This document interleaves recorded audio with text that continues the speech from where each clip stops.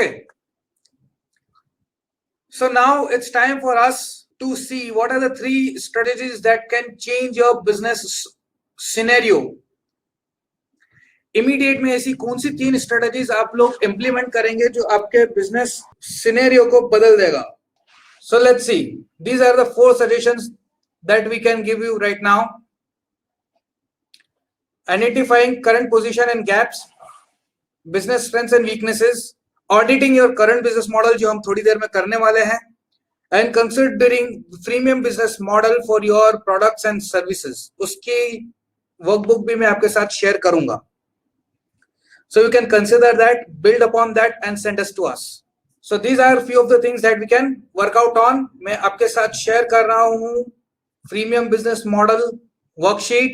Please download. So let's move on to audit our business model.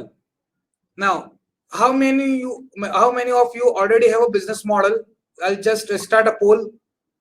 Great. So as I see, only 10% people are having business model with them.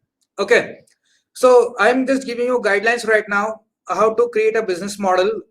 Probably you'll get an idea कि किस तरह से business model पे काम किया जाता है. ठीक है.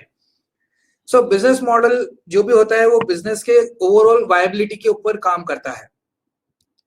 ठीक है.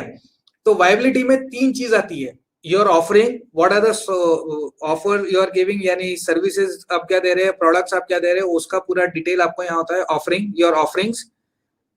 सेकंड है मोनेटाइजेशन, कि आप उससे अर्निंग कितना कर रहे हो, किस लेवल पे कर रहे हो, स्केलेबिलिटी कितनी है, उसमें प्रॉफिट मॉडल्स क्या है, सेल्स परफॉर्मेंस मॉडल्स क्या है, वो सारी चीजें इसके अंदर आती है. Monetization, how you are basically making money.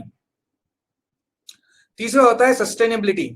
Sustainability वो चीज होती है जहां पर हमको ये बताना होता है कि कहां पर किस लेवल के ऊपर हम सस्टेन कर रहे हैं, हमारा इनोवेटिव फैक्टर कितना है, हमारे पिटफॉल्स किस तरह से हैं, हम कितने पिटफॉल्स को अवॉइड कर रहे हैं, हमारा कॉम्पिटिटिव एडवांटेज क्या है, क्यों लोग हमारे पास आते हैं.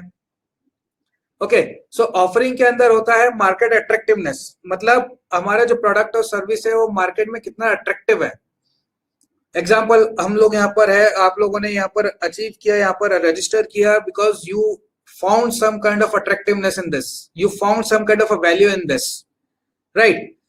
हमारे प्रोग्राम के अंदर यूनिकनेस ये है कि जो हमारा फॉलो अप सिस्टम है वो किसी और प्रोग्राम के अंदर नहीं है. जो 3 स्टेजेस ऑफ विनिंग है वो कहीं पर दूसरे प्रोग्राम के अंदर इकोसिस्टम अवेलेबल नहीं है जो हमारे पास में है. ठीक है. सो प्रॉफिट मॉडल, जिसके बारे में हम लोग और बातचीत करेंगे 3rd 4th जो वो सेशन है उसके अंदर.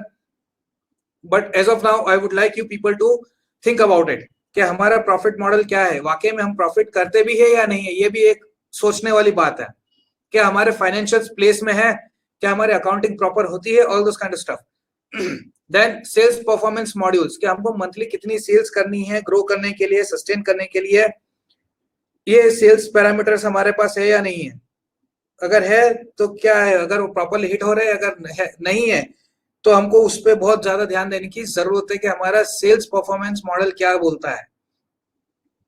ठीक है. Then list down your competitive advantage, innovative factors, pitfalls, कहाँ का आप गलती कर सकते हो उसकी पूरी लिस्ट, और ग्रेसफुल एग्जिट. ग्रेसफुल एग्जिट के बारे में आज हम लोग बात नहीं करेंगे, we will talk about this in the 4th session probably.